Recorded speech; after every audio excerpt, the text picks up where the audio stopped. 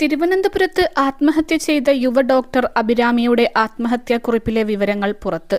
മരണത്തിന് ആരും ഉത്തരവാദികളല്ല, ജീവിതം മടുത്തതുകൊണ്ട് പോകുന്നു എന്നും ആത്മഹത്യാക്കുറിപ്പിൽ പറയുന്നു. കാരണം ആത്മഹത്യാക്കുറിപ്പിൽ ഇല്ലെന്നാണ് സൂചന. മരണത്തിന് മുൻപ് അഭിരാമി ഭർത്താവുമായി ഫോണിൽ സംസാരിച്ചിരുന്നു. അതിനുശേഷം കിട്ടാതെയായി. നിരന്തരം ഭർത്താവ് ഫോണിൽ വിളിച്ചെങ്കിലും എടുത്തില്ല. ഇതോടെ അമ്മയെ അറിയിച്ചു. വാടക വീടിന്റെ ഉടമസ്ഥനെ അമ്മ ഫോണിൽ വിളിച്ചാണ് അസ്വാഭാവികത അറിയിച്ചത്. ഈ വ്യക്തി വാതിലിൽ മുട്ടിയെങ്കിലും തുറന്നില്ല. ജനൽപ്പാളിയിലൂടെ നോക്കിയപ്പോഴാണ് കയ്യിൽ സിറിഞ്ച് കുത്തിയ നിലയിൽ അഭിരാമി കിടക്കുന്നത് കണ്ടത്. അഭിരാമി താമസിച്ചിരുന്ന തിരുവനന്തപുരം മെഡിക്കൽ കോളേജിന് സമീപത്തെ വീട്ടിൽ നിന്നാണ് കുറിപ്പ് മെഡിക്കൽ കോളേജ് പോലീസ് കണ്ടെടുത്തത്. അന്വേഷണം തുടരുകയാണെന്ന് പോലീസ് സൂചിപ്പിച്ചു. വെള്ളനാടാണ് യുവ ഡോക്ടർ അഭിരാമിയുടെ സ്വദേശം. ഏതാനും മാസങ്ങൾക്ക് മുൻപാണ് അഭിരാമിയുടെ വിവാഹം കഴിഞ്ഞത്. ഭർത്താവും ഡോക്ടറാണ്. ആത്മഹത്യയിലേക്ക് നയിക്കാനുള്ള പ്രശ്നങ്ങളൊന്നും ഉള്ളതായി അറിയില്ലെന്ന് അഭിരാമിയുടെ പിതാവ് പറയുന്നു. അതുകൊണ്ടുതന്നെ മരണത്തിൽ ദുരൂഹത ഏറെയാണ്. ഇന്നലെയാണ് തിരുവനന്തപുരം മെഡിക്കൽ കോളേജിലെ സീനിയർ റെസിഡന്റ് ഡോക്ടർ അഭിരാമിയെ മെഡിക്കൽ കോളേജിന് സമീപത്തെ PT ചാക്കോ നഗറിലെ ഫ്ളാറ്റിൽ മരിച്ച നിലയിൽ കണ്ടെത്തിയത്. അമിത അളവിൽ അനസ്തേഷ്യ മരുന്ന് കുത്തിവെച്ചതാണ് മരണകാരണമെന്നാണ് പ്രാഥമിക നിഗമനം. +2 ഡിഗ്രി കഴിഞ്ഞവർക്ക് വേൾഡ്സ് ഫസ്റ്റ് AR/VR ക്ലാസ് റൂമിലൂടെ സ്മാർട്ട് ഫോൺ എഞ്ചിനീയർ ആവാം. കൂടുതൽ അറിയാൻ വിളിക്കൂ ബ്രിഡ്കോ ആൻഡ് ബ്രിഡ്കോ.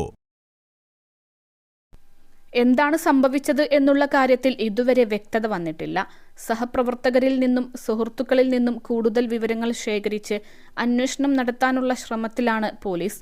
ഇന്നലെയാണ് തിരുവനന്തപുരം മെഡിക്കൽ കോളേജിലെ യുവ ഡോക്ടറായ അഭിരാമിയെ മരിച്ച നിലയിൽ കണ്ടെത്തിയത്.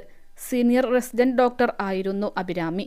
മെഡിക്കൽ കോളേജിന് സമീപത്തെ PT ചാക്കോ നഗറിലെ വാടക വീട്ടിൽ ചൊവ്വാഴ്ച വൈകിട്ട് 6:30ഓടെയായിരുന്നു സംഭവം. അഭിരാമിയെ ഫോണിൽ വിളിച്ച് കിട്ടാതെ വന്നതോടെ അമ്മ രമാദേവി വീട്ടുടമയെ അറിയിക്കുകയായിരുന്നു. വീട്ടുടമയും ഭാര്യയും വാതിലിൽ മുട്ടി വിളിച്ചെങ്കിലും തുറക്കാതിരുന്നതോടെ പിൻഭാഗത്തെ ജനൽ ചില്ലുകൾ തകർത്തപ്പോഴാണ് ബോധരഹിതയായി അഭിരാമി റൂമിൽ കിടക്കുന്നത് കണ്ടത്. വാതിൽ ചവിട്ടിപ്പൊളിച്ച് ഉടൻ തന്നെ ആശുപത്രിയിൽ എത്തിച്ചെങ്കിലും മരിച്ചു.